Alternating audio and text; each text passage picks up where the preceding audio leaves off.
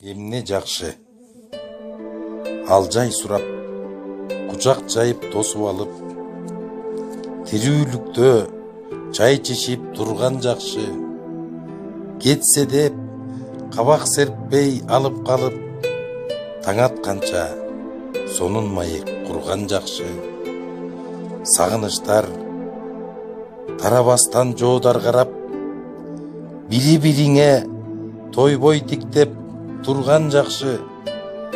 Сагынышып арттан сүйлөй сөз аңдышпай, тил табышып сүйлөшкөн андан жакшы. Кыйналып турганда көңүл чөгүп, кур болсо да жылуу сөз айткан жакшы. Таба кылбай кыйналганга көңүл бөлүп, кайгысын тең бөлүшүп кайткан жакшы.